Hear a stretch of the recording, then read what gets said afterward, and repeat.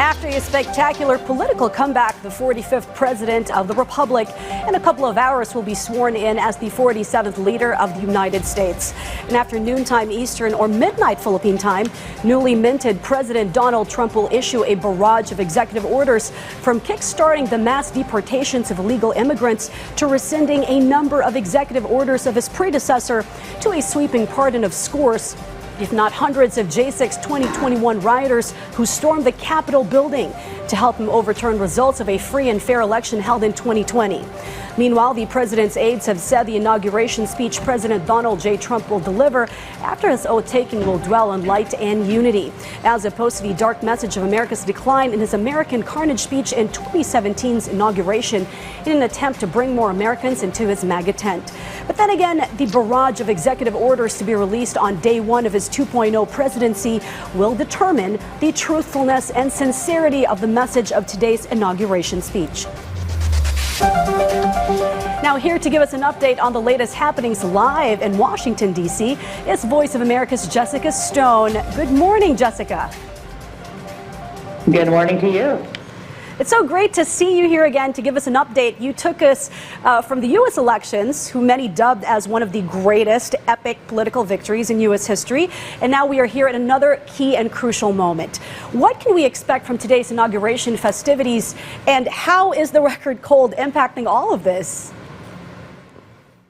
Well, it's driving everyone inside, including the U.S. president-elect and the sitting U.S. president.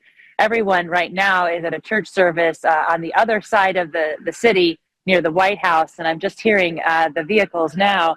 I suspect that they are making a movement towards the White House in order to have a White House tea together. So the Bidens and the Trumps are actually going to spend some time together at the White House before coming together down Pennsylvania Avenue here to the U.S. Capitol. And I don't know if you can see behind me, but those flags are draped on the west front of the Capitol. That was supposed to be the backdrop where the swearing in would take place. But now that swearing in will take place under the dome, the Capitol Rotunda there. And just to, some dozens of people, maybe 100 people under that Capitol Rotunda in order to witness firsthand the swearing in of the president and the president-elect. The only place to see this in person will be the Capitol Rotunda. Everyone else will be watching on a live feed. Much of it streamed to the Capital One Arena, which is due west from where I'm standing now, here just a few blocks from the U.S. Capitol. That seats 20,000 people, but 240,000 people had actually gotten tickets to be on the West Front lawn, to be here on the National Mall to witness this event. Okay. Jessica, tuning into the climate that President Donald Trump steps into, I mean, he enters into his 2.0 presidency with a deck stacked in his favor. Both houses of Congress controlled by the GOP, plus a conservative-leaning Supreme Court. But cracks have appeared in the seemingly solid union during the election of the House Speaker and the passage of a stopgap funding bill to keep federal government running. Hardline GOP solons have indicated they will not go for another stab at raising the debt ceiling in March when Congress votes again for a continuing resolution to keep the federal government in business. Are there thoughts or any rhetoric about whether the president can keep them in line?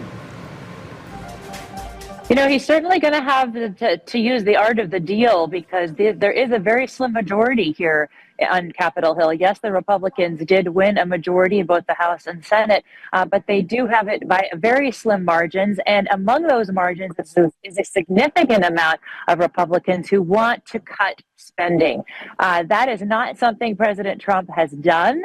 He raised spending in his last presidency, and there are a number of conservatives who are dead set against any raising of the debt ceiling, as you point out, any further budget increase without offsets. And so he's going to have his work cut out for him with some of these initiatives. But keep in mind, he's going to start today with a blizzard of executive orders on immigration, on climate policy, trying to rev up the U.S. economy. That may give him a stronger hand going into some of these negotiations. Of course, it's not something we would see that quickly, but it is something that he has promised to make good on for those who elected him and for the broader American people.